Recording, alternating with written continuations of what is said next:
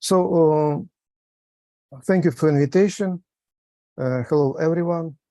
I will start with my part of our common presentations.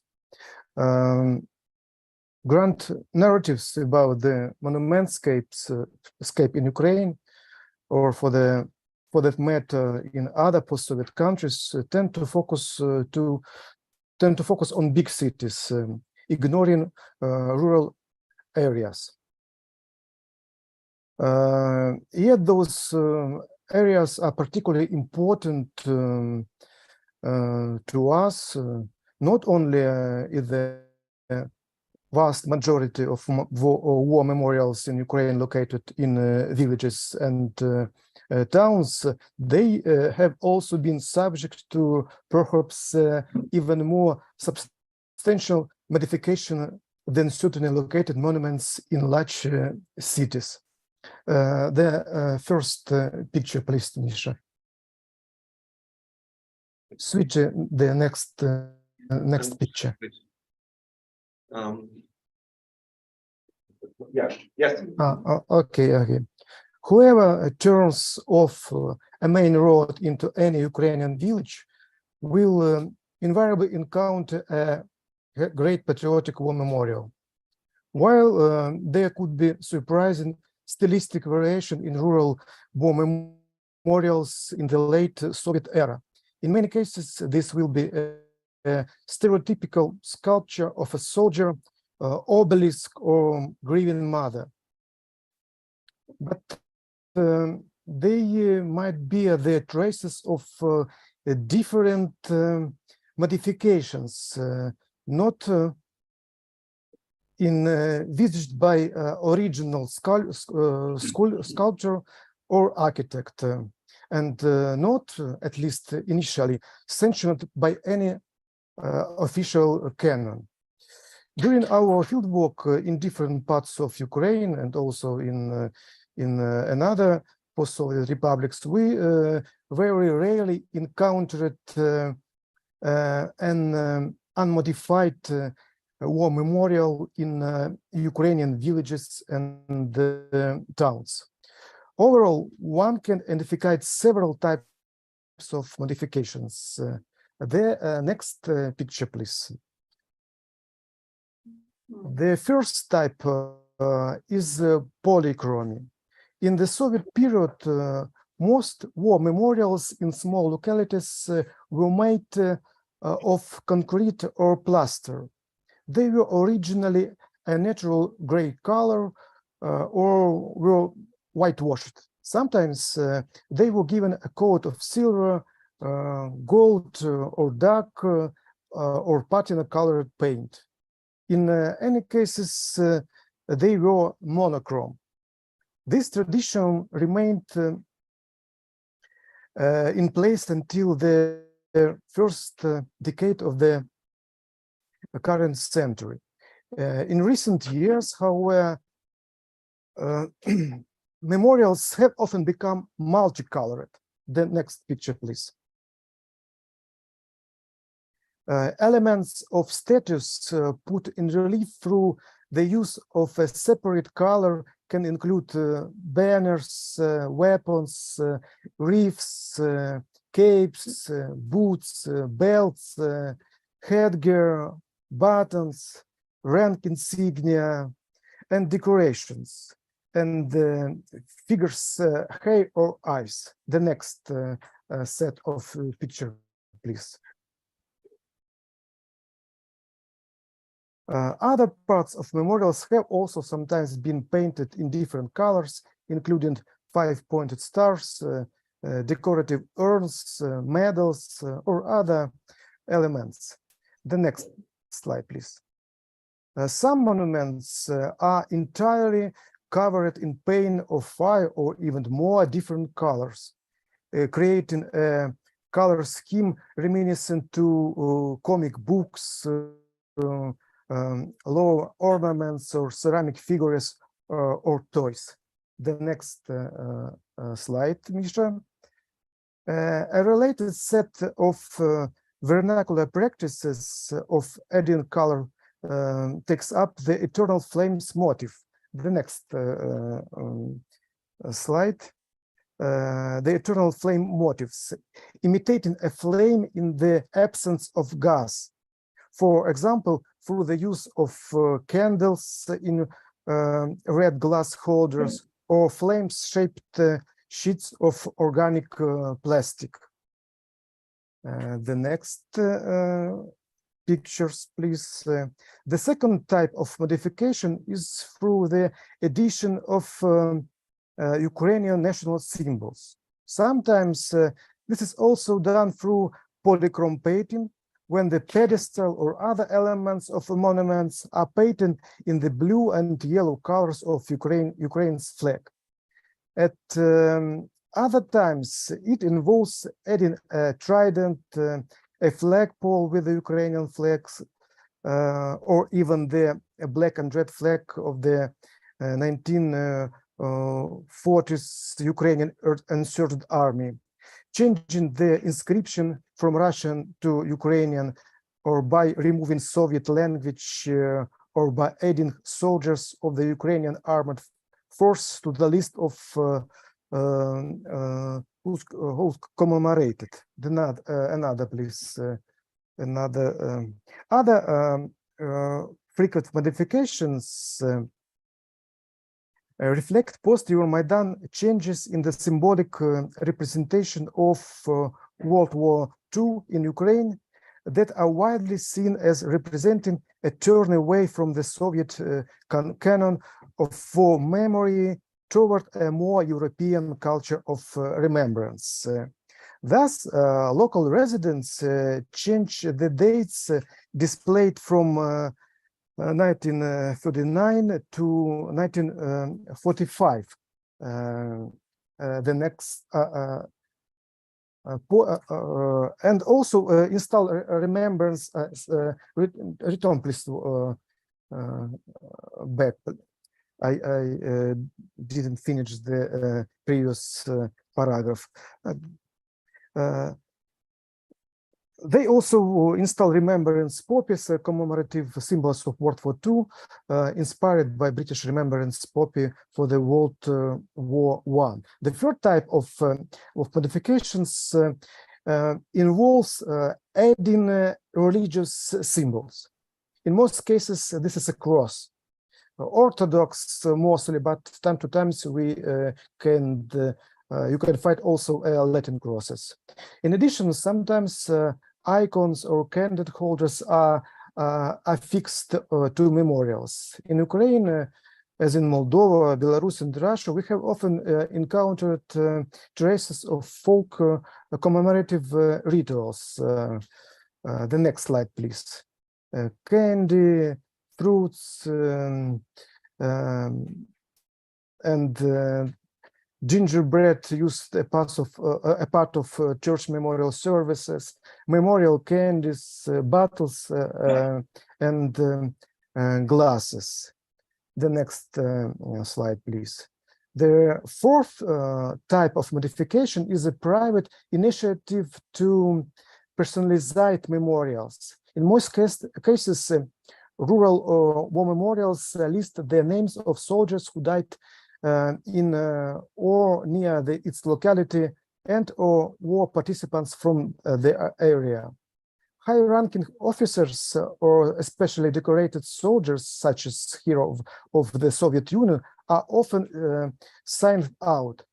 But otherwise, this is a standardized list of last names in alphabetical order, often including only the initials for the first name and patronymic, like in these tables in pictures.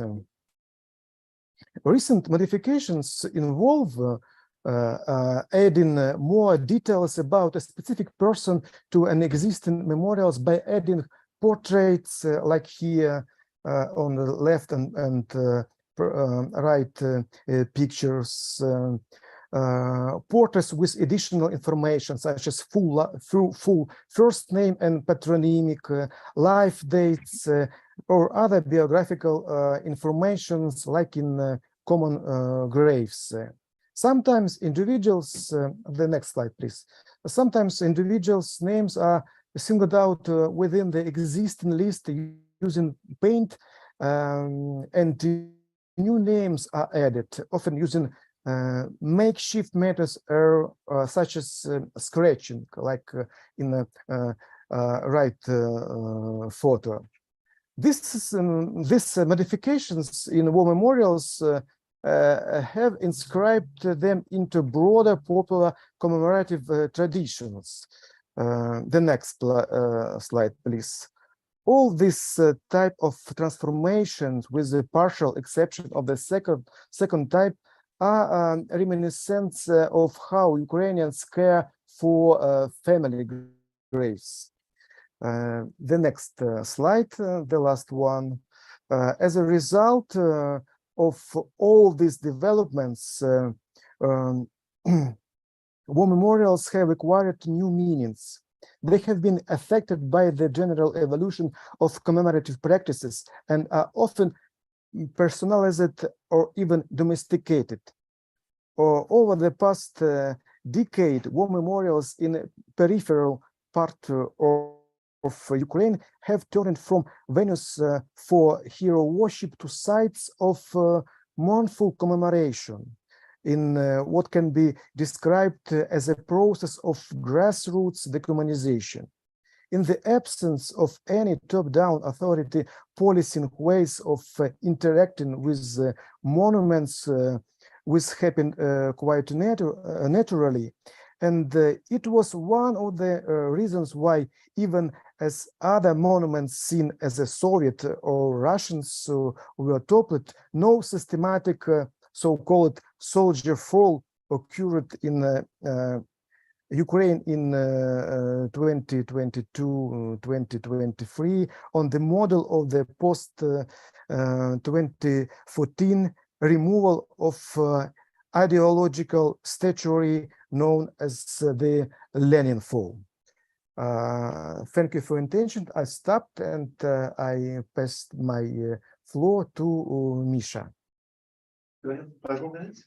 Okay, so actually the book that Mikola and I have been writing and that we have almost completed deals specifically with what has been happening with war memorials, primarily but not exclusively Soviet war memorials, in the parts of Ukraine that have been occupied by Russia since February 2022. But it was very important to us to start with detail about this historical background, because in the popular imagination, when you think of a Soviet war memorial, usually you think of something huge, large, in a big city. But it was important to us to show that actually the vast majority of war memorials in Ukraine are rural memorials of the kind that you've seen here, and which people have already been interacting with in lots and lots of different ways. So now I want to focus on just a few of the things that we have found in terms of interaction under occupation over the past year, year and a half since the large-scale invasion.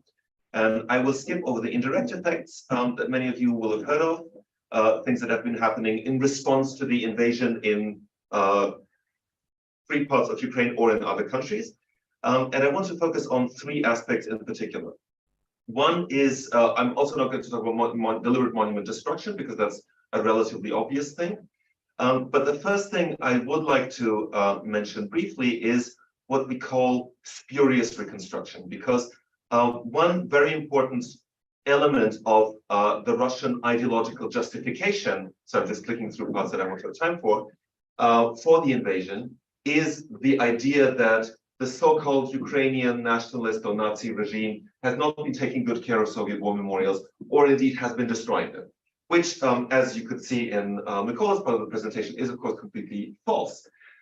So in order to create the impression, the illusion that this is what has happened, and that now Russia has come back to restore a respectful way of interacting with war memorials, the occupying administrations have resorted to various interesting techniques. So one of them is to show images or videos of supposedly recently rebuilt monuments.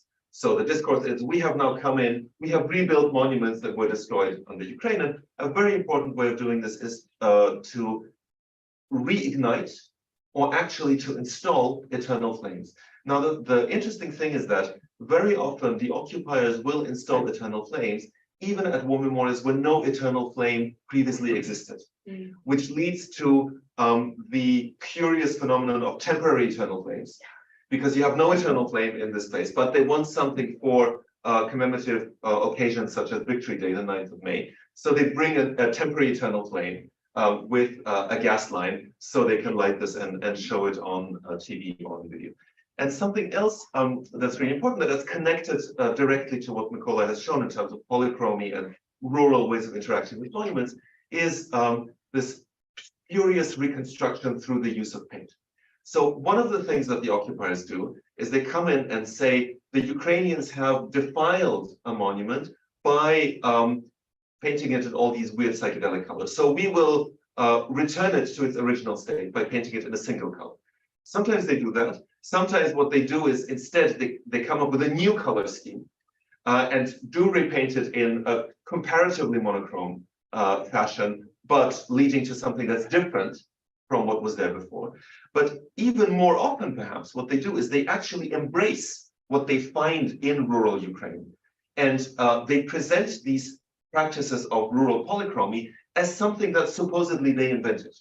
So very often in Russian propaganda channels on Telegram, for example, you will see photos and videos such as this, where individual elements of statues are painted in exactly the way that Mykola presented before, but now this is shown as supposed evidence of respectful interaction after many, many years of neglect by the evil Ukrainian nationalists. And you can see lots of examples here where, often this is just basically what people have been doing all along, for many years in provincial Ukraine, but now it's presented as something that's only become possible now that Russia is back.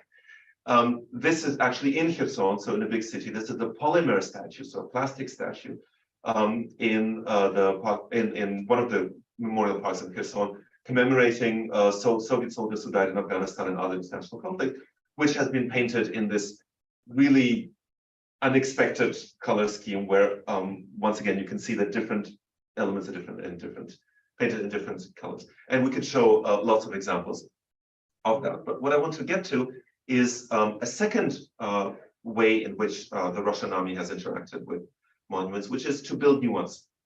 So in addition to destroying Ukrainian monuments or altering them or pretending that they're reconstructing something, they're coming in and very, very quickly, even as they are still fighting on multiple fronts, are building new monuments. And they reach from what you can see here, which is another polymer statue of this elderly lady. And many of you will know this story. This is a lady on the outskirts of Kharkiv who was a little confused and actually welcomed the Russian invading forces with the Soviet flag. And immediately this was taken up by Russian propaganda, and they built a plastic statue in Mariupol of all places, which had been almost completely razed to the ground by Russian shelling, but also then in various other places, including in Russia itself. But they also have built, for example, monumental equestrian statues of Alexander Nevsky, the medieval prince, who had absolutely nothing at all to do with Ukraine, but is now considered kind of a symbol of Russianness. So statues to Alexander Nevsky have been built or rebuilt in various places, including, once again, Mariupol. And then finally, something really intriguing that we have found in analyzing all this huge trove of materials is the use of war memorials in visual propaganda about the war. And this is something that has been used extensively by the Russian side, where there is a particular canon of visual presentation of memorials. So very often memorials, such as in these videos, are used as background for videos about the occupation in general, the so-called liberation of Ukraine, etc., kind of giving the speaker authority, an authority derived from the legacy of the Red Army, which was presented as a liberating force in the so-called Great Patriotic War in the Second World War.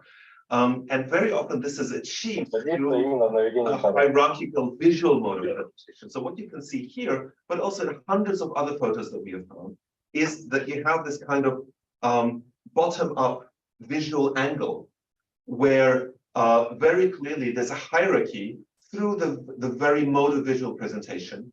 The statue representing soldiers from the Second World War, the Great Patriotic War, are on top. The present-day soldiers are seen below them, in a sense, having to prove themselves worthy of the legacy of these illustrious ancestors, and very often, such as in this example, are actually trying to imitate, to copy, to reenact a pose of the statue. And there are countless examples of reconstructions of poses of these statues, where there's always a clear hierarchy where the great heroic generation of the Great Patriotic War comes first, and the Russian army of today kind of continues that feat. And there are lots of details that we could talk about.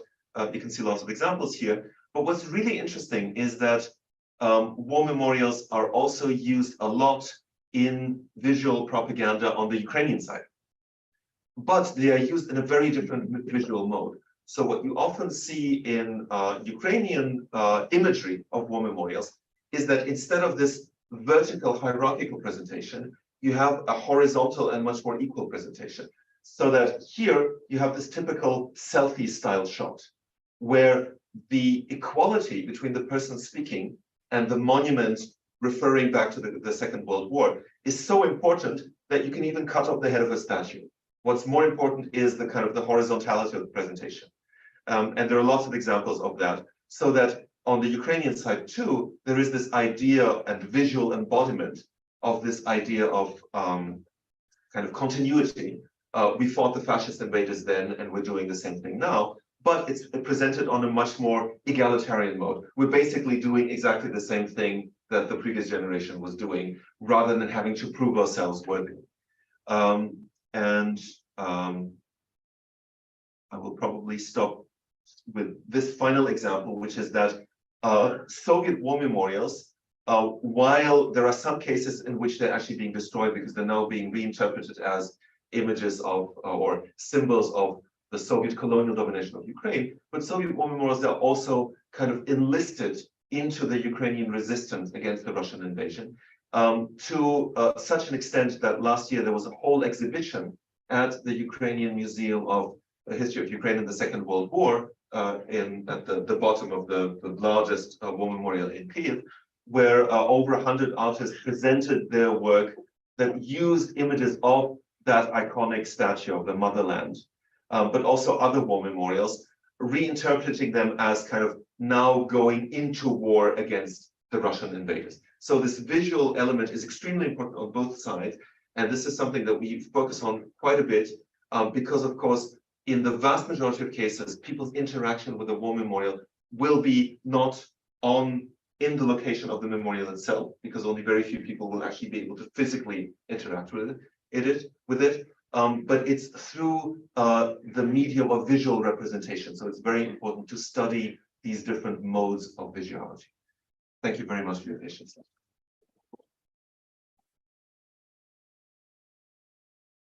And now 7 minutes to ask questions, comments.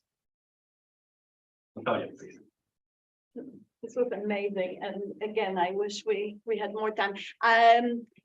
Many questions, but let me get started with the modifications of the invaders. I wonder, of the things that you were showing us, the painting, what's happening with religious symbols, with this whole Putin religion state thing. Are they left? Are they somehow Russified? What's going on? And how do, or if there is any use of those somewhat problematic monuments of Upa that Omer Bartov wrote about, like, well, I know it's primarily Western Ukraine, but is there any kind of attempt to plant a monument that would prove, the Nazi Ukrainian story? Mikola, would you like to answer the question about religious symbols?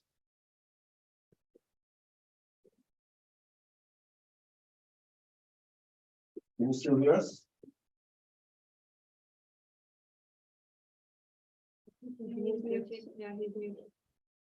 You have to unmute yourself.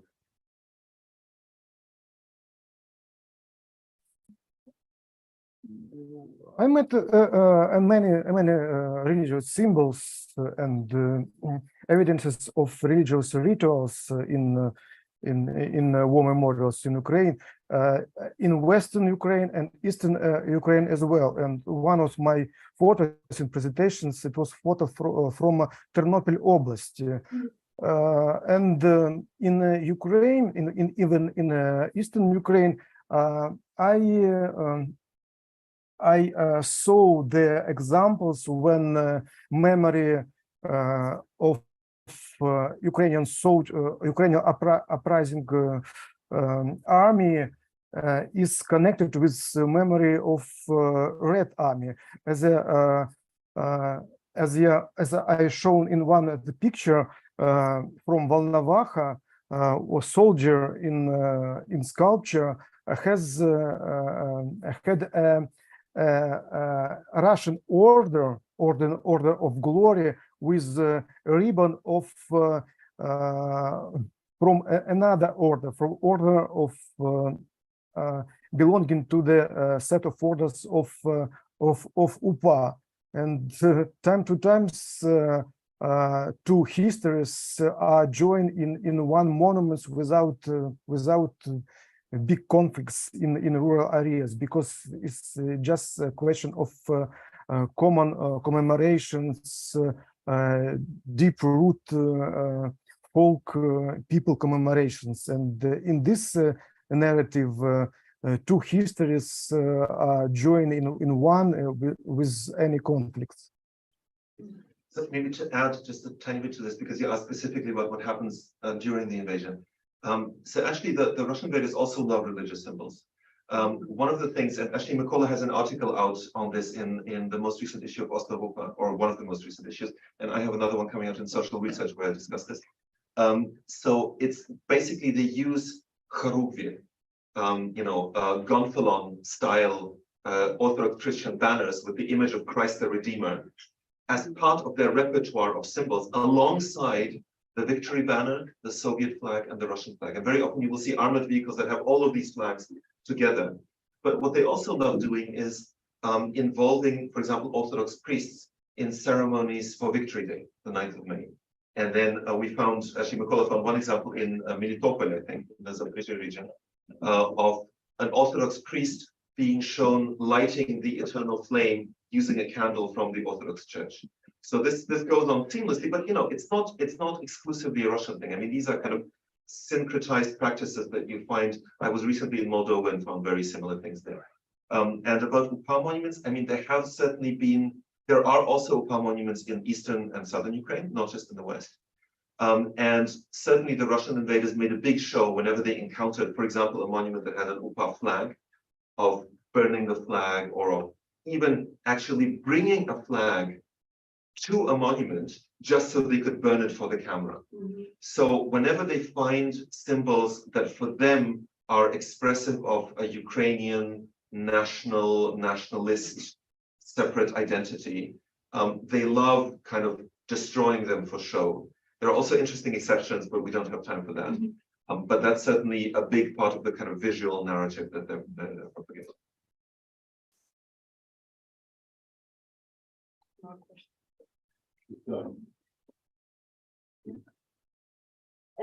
I wonder how gender plays in that story.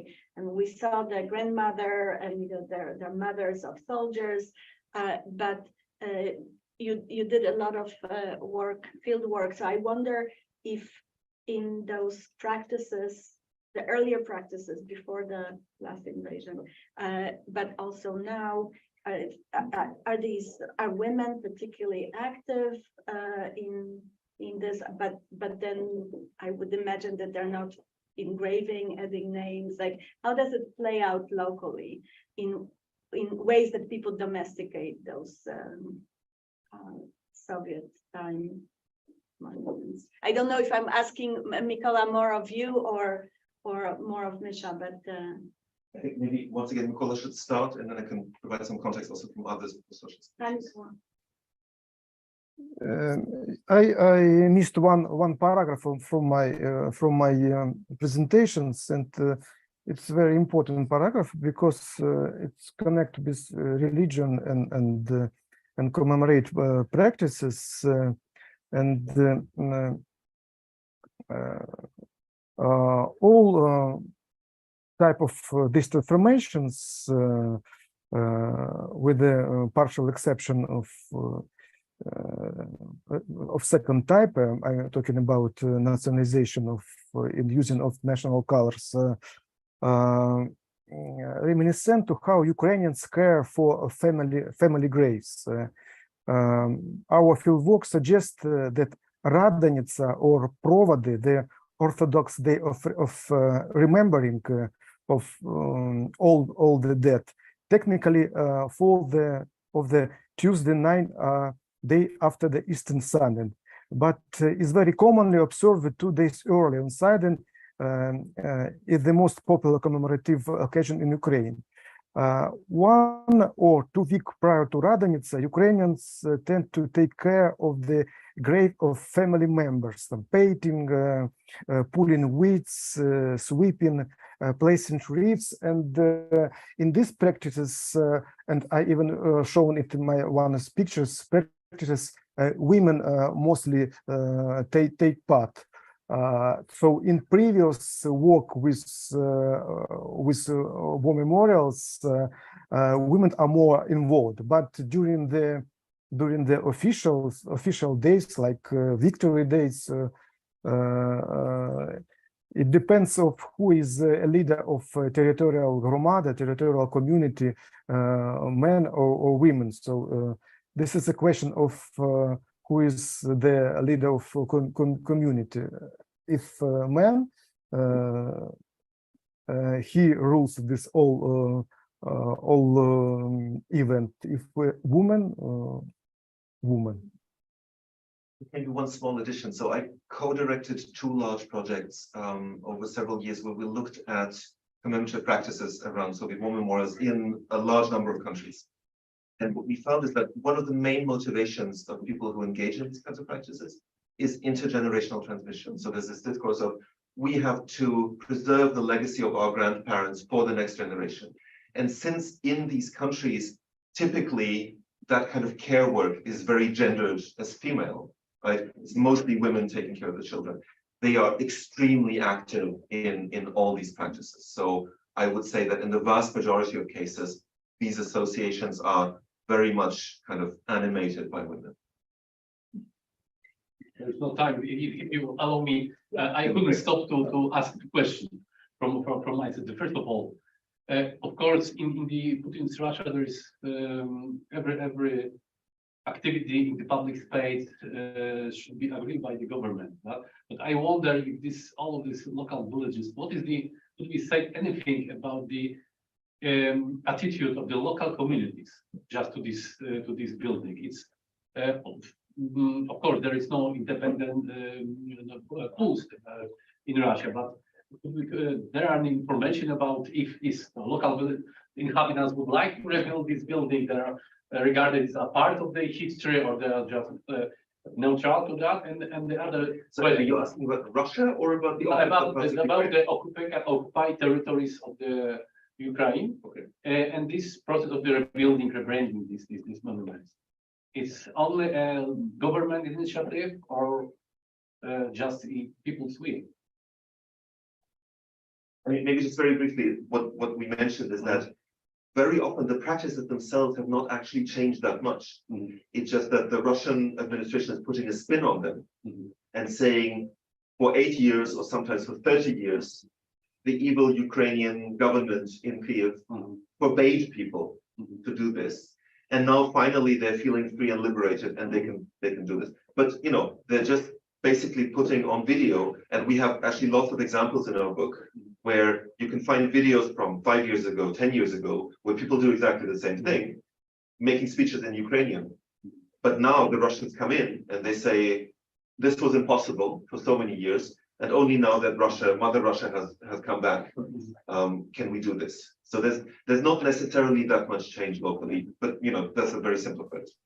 And the other question, maybe here in Austria and in Germany, all in the rural period, in every cemetery or or local church, there are two lists of the fallen soldiers from the First World War, and then from the Second World War. Could you imagine? So it's I don't know. I don't want you to be a prophecy, but is it possible? Is it thinkable that, for example, in 10 years, so after this war finish as soon as possible, there will be some kind of the integration of these memorials of the Second War, of this Soviet army soldier who fell in Second World War, and Ukrainian soldiers who died in this war. Is it, according to you, possible? It has already started. Well, It has already started. Mykola, do you want to talk about that? Yes, there are a lot of cases when to list of fallen soldiers of fallen during the World War II, Ukrainians at the soldiers who die in Soviet-Afghan war, and it's rare cases, and the list of fallen soldiers who was killed during anti-terroristic operation in Donbass. This is a quite common practice, and time to time I even saw the separate plaques made in the same styles from the same material, with the empty space for the future, and it's quite touching things. And I also would like to emphasize there are no conflicts between this list, because all it's about the commemoration of fallen relatives, fallen acquaintances, friends, and so on. Thank you. I wonder if this symbolic is from the Soviet time and now Ukraine is, how can it be rearranged? About this question about the future. So thank you very much for your, thank you very much.